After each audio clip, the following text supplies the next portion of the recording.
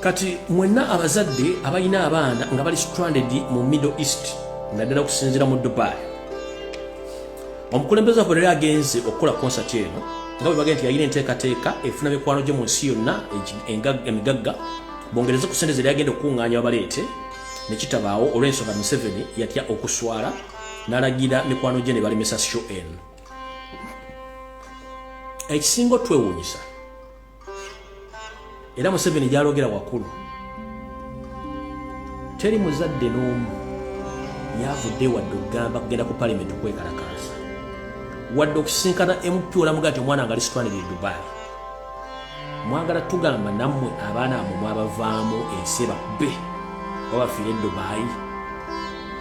Singa kyagule bamulemesezza enkeera lunaku mwali mulina okugenda okwekalakaasa nti lwaki omuntu yabadde atutte obusobozi okujja abaana baffe mu Dubai ate mwamulemesezza ne buli omu ali bw'ati. Naffe aboogera mutubalemu ku magezi mutumalamu amaanyi. Lwaki nti bwemuli omuntu abakaabirako temwekaabirako buli omu yeetuddeko abaana bali stranded bakooye naye omuntu abakwatirako temusobola kuvayo wadde okwekalakaasa abaaki. Buli kimu abasajja bakikoze buli kimu tukikoze okwogera ensonga zino naye n'osanga ate kino kankibabuulira omuntu agenda osinga okubonaabona mu Uganda ye muntu eyeefuula nti awulira nnyo TV ze Uganda era ne radio aziwuliriza nnyo era agoberera ensonga za gavumenti. Wallahi mugenda kubonaabona kuba kimuliko temukimanyi. Mujja kuba enduulu mujja kukaaba ng'ente gye basalira mu lufula naye nga tekyali agenda bayamba kuba ffe amanyi tetusobola kukaaba nnyo ate ng'ekiseera kijja. We mutuukira mu mbeera ey'okuba nti omusajja omukulu okola mu Kampala City Council ono muhozera agasima mutikidde ennyota gwe n'ogenda bakuwa ekifi ky'ennyama n'okirima mu kamera nga gwe ensi yo girya mu kifi kya nnyama n'essuwaani y'omuceere. Bwe tuba tukyalina population ng'erooleza mu kulya essuwaani ya muceere n'ekifi ky'ennyama ng'ogirira mu bucket.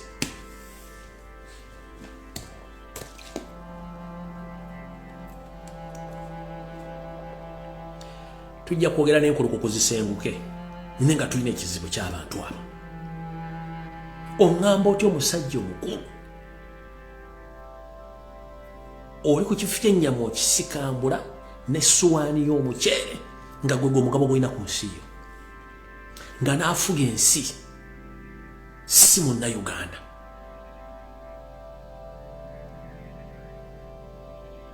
Bwe tuba tuli mu kiraasi essuwaani y'omuceere n'ekifi ky'ennyama nga gwe osimbye amanyo ku lw'ensi yo kati ffe tukole ki?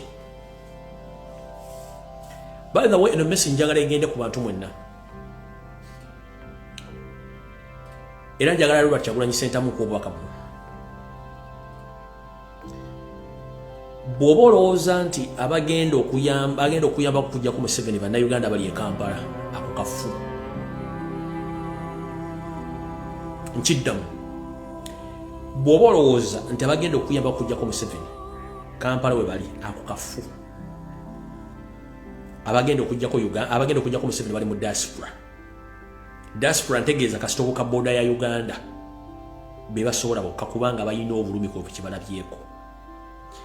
Bw'obeera mu Uganda ng'omuntu amanyi memole ye n'obwongo bwe nti Uganda bwetu bwelina okubeera oyo toddamu kwogera naye. Bw'obeera mu Uganda n'omuntu ng'amanyi nti ekijja ku TV ya Uganda kyonna kituufu tosobola kwogera n'emboozi ezimbaggwanga. Bw'obeera n'omuntu nga ne waali kennyini enkuba etonnya nejja n'etwala ebintu bye naye ng'akyagira Museveni oyo tomusuubira nti agenda kutegeera olwaleero. Abantu abasobola okulwana nga bwe tulwana essaawa zino bali mu diaspora abali e Kampala. Museveni yabakunamira kyekisooka yabaloga kyekyokubiri obwavu abatuuka mu mpataanya ekyokusatu bayiika Windows amusole tusse. Teri muntu atamuddeko ne bw'aba agenze Rwanda asigaza memole ng'amanyi nti Uganda omukulembeze aliko ategeera.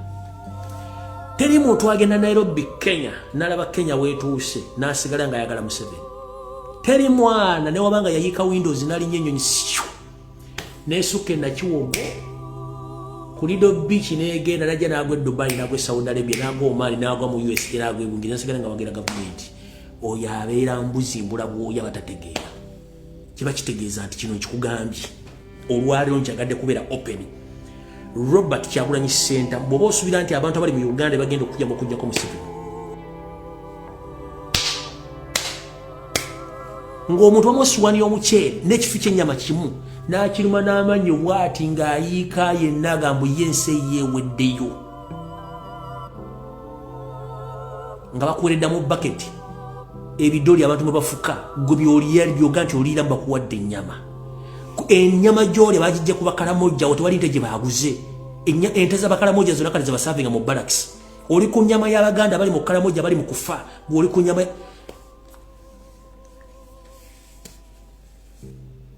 kaba otunulya bannayuganda nogaki naye nga ye muntu akubisagana munaye embeera mbi neyaka yaweddeko sinaserezaamu nnyo abaana bagobye kuliko ne bakandidate naye nkoze ntya bw'omugamba nti mukozeewo kyokukisega drone ziwamba abantu feno tutya n'okwogera ku simu kukwatisa abantu nti batuketta such nonsense nzine ku WhatsApp ne batuketta temusharinga buvi temusharinga bugundi batunoonya ne weebuuza enseera galuddawa babatadde mu system balaga nti babalaba tewali akulaba teri akulaba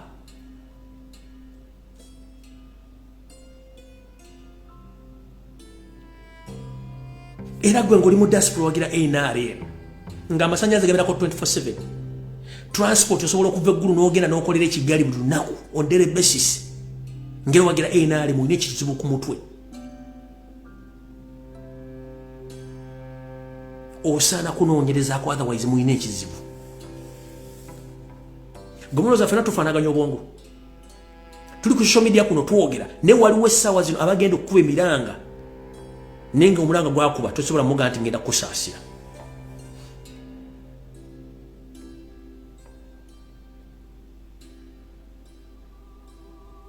gwoŋŋamba otya eggwanga eddamba tetutya ne referral hospital oŋŋamba etya eggwanga eddamba nga ne research institution gye tulina entebe ne yaffa oŋŋamba otya eggwanga eddamba tetulinamu wadde factory ekola eddagala eryamba bannayuganda kuli obwerere teriiwo maze byange entambula nabyo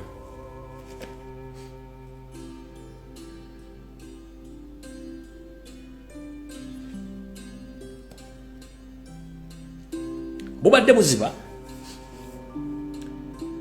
gavumenti negamba mbu erabudde bannansi speed ko bazaalira eyitiridde bagikendeezeeko njala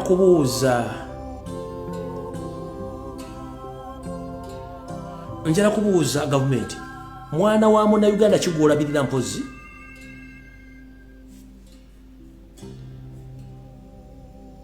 olina gwogulira emmere gwogulira sukaali gwosasulira renti gwokolera ki va mu bulamu bwa Uganda baleke bazaale mussa abantu bangi kati balina okuzaala okulipulesinga bimusse. Do you copy that? Why do you mind about the responsibility of Ugandans? Mind about your business. Let them produce. Because on a daily basis you kidnap people from different areas of Uganda. So let them produce.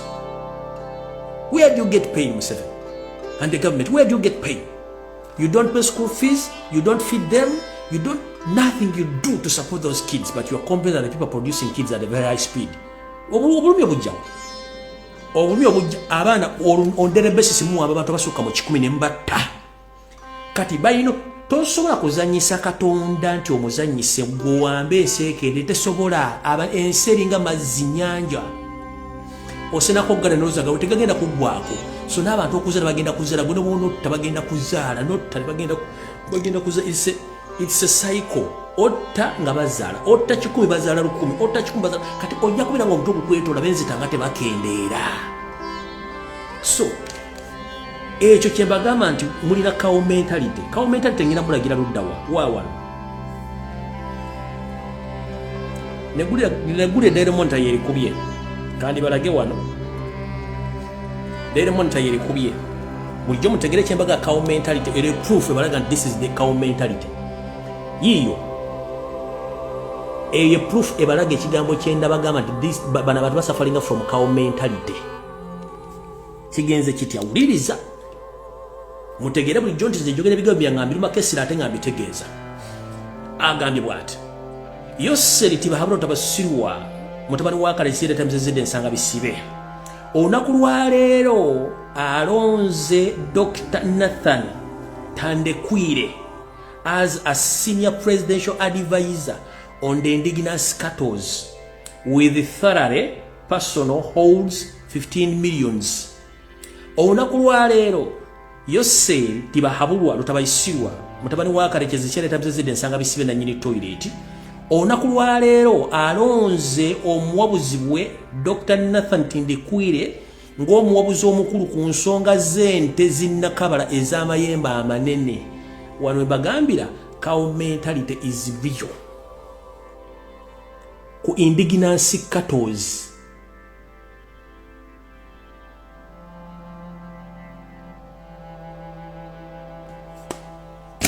bwabanga asobodde okufuna omuwabuzi ku nte zinnakabala ziri ez'amayembe amanene nga yamuwabula ku nsonga z'ente. Siruma mbigambo be cow mentality is for real. How dare you? You appoint someone to advise you on indigenous cattles. Agenda ku advise engeri gye zipamamu, gye ziryamu, gye bazifuiramu eddagala, gye zibeerawo nebuuza emirimu gy'otandise kanotera gamba nti olonze omuntu advisor ku mpamayo. That is what is going to happen next. Museveni agenda baga knows advisor amu advising ku nfuka n'empama mu motoka ye gy'atambuza toilet. Kyagenda okuddako.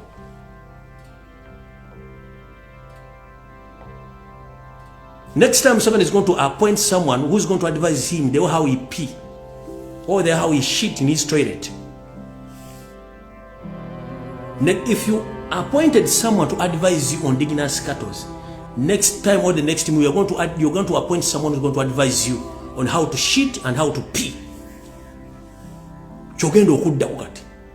Kubanga otambula opama babulu wamutu kyasiba kati ogenda kulonda omuntu akwadvise ku ngeri gy'ofukamu n'engeri gy'opamamu n'engeri gy'otambuza mu toilet yo. Kugensi mugifudde comedy kuba cow mentality abajjudde. The brain is a monkey, brain is a cow. Mwenna mulya mwayika windows ne muganya okukkiriza ekintu kiba kiganye kigenda kuba kiganye.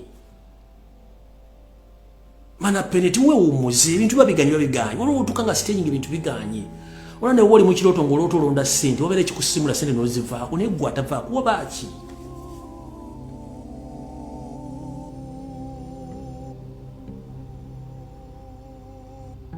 Ona ne mbanga neba senga ne mu kiroto neba senonda sente wabere kikanga n'obubuuka mu obunoga sente zino tezira ninga kiganyo kitadde. So now you've appointed someone to advise you on indigenous cattles? Ati mwatunyarira mbweru, mwatunyarira bana.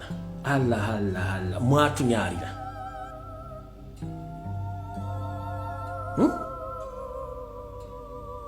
This is not violence, reality.